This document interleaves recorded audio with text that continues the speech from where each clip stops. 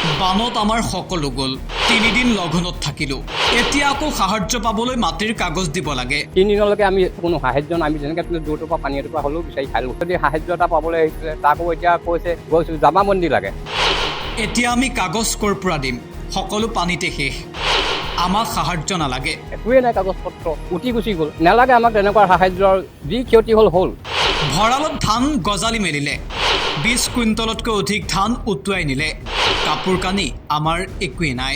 প্ৰায় মানে 20 কুইণ্টেল ওপৰৰ ধান তাকো গুচি গ'ল। তাৰমানে গজালি মেলিলে, আমিনো সেইবোৰ ক'ৰ পৰা পাম এতিয়া? কাপোৰ কানিটো আমাৰ নায়েই। বান সাহায্যৰ নামত বানে ধোৱা পৰিয়ালসমূহক কাগজ বিচাৰি হাৰাশাস্তি কৰাৰ অভিযোগ স্বয়ং বানাক্ৰান্তৰ।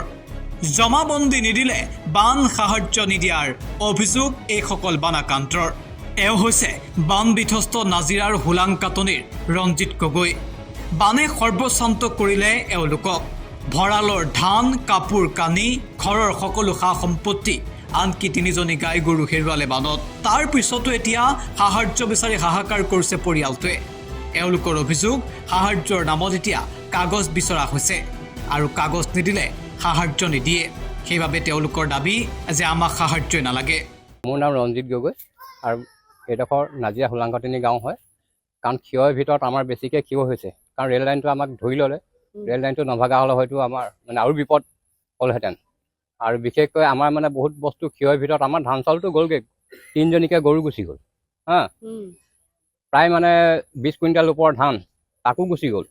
তাৰমানে গজালি মেলিলে, আমিনো সেইবোৰ ক'ৰ পৰা পাম এতিয়া? খাবতো নোৱাৰোৱেই। আৰু এতিয়া কাপোৰ কানিটো আমাৰ নায়েই। চবেই মানে অৱস্থাটো বেয়াই ধৰি লওক। আৰু বিশেষকৈ এতিয়া আমি যদি সাহায্য এটা পাবলৈ আহিছিলে তাকো এতিয়া কৈছে গৈছোঁ জামাবন্দী লাগে। আমি জামাবন্দীটো এতিয়া দিম ক'ৰ পৰা? যদি আমাৰ মানে একোৱেই নাই কাগজ পত্ৰ, কাৰণ ৰেচন কাৰ্ডৰ পৰা আদি কৰি বহুত মানুহৰ গেছলৈকে নাই এতিয়া। উটি গুচি গ'ল। আমি সেইখিনিত বচাব নোৱাৰিলোঁ। হঠাৎ পানী আহিলে ক'ৰ পৰা বচাম? অকল মানুহকেইটাহে জীয়াই থাকিলোঁ। তাকো মানুহকেইটা য'ত আমি স্লেপৰ ওপৰত ধৰি থাকিলোঁ। পিছদিনা NDF আমাক নিছেহি 13 ঘণ্টাৰ মূৰত। আমি আৰু 3 দিনলৈকে আমি ষ্টেচনৰ ৰেলৱে ষ্টেচনৰ প্লেটফৰ্মত আমি আছিলোঁ। তেতিয়ালৈকে আমাৰ কোনো সাহায্য নাই। আমি যেনেকৈ দূৰটোৰ পৰা পানী এটোপা হ'লেও বিচাৰি খালোঁ সেইখিনি সময়ত। যিটো সময়ত আমাৰ তাৰমানে 3 দিন লঘোণে থাকিবলৈ হ'লে মানুহ কেনেকুৱা হয় অৱস্থাটো। আৰু মানুহবোৰ এনেই কমজুৰি হৈ গৈছে মানুহবোৰ। এতিয়া জমাবন্দী কোনে বিচাৰিছে? জমাবন্দী আজি য'ত আমাক কৈছিলে, মানে য'ত কাগজ পত্ৰ আমাৰ ডকুমেণ্টছ লৈছিলে, তাত গ'লোঁ যে জামাবন্দী লাগে। আমি জামাবন্দীটো ক'ৰ পৰা দিম এতিয়া? আমাৰতো জামাবন্দী নাই, ঘৰে উটি গ'ল, বস্তুৱেই নাই। আমাৰ ৱাৰ্ড মেম্বাৰ আছে, ৱাৰ্ড মেম্বাৰকে সোধক, তেওঁ আছিলে তাতেই। নালাগে আমাক তেনেকুৱা সাহায্যৰ, যি ক্ষতি হ'ল হ'ল।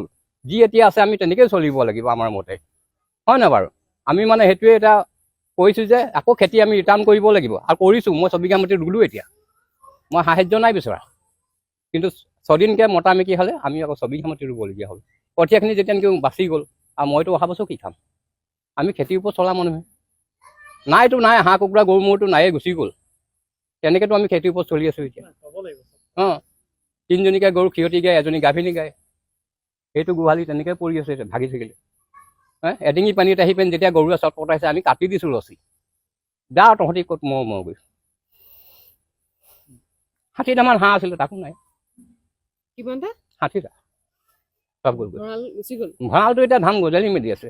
আৰু 20 বেগ ধান মোৰ বাহিৰত পৰি আছিলে, সেই 20 বেগো গ'লগৈ, গজালি মেলিলে। কালি মানুহ লগাই মই পেলাই দি আছোঁ, কাৰণ গোন্ধ ওলাইছে, আমি থাকিব নোৱাৰা হৈছোঁ ইয়াত।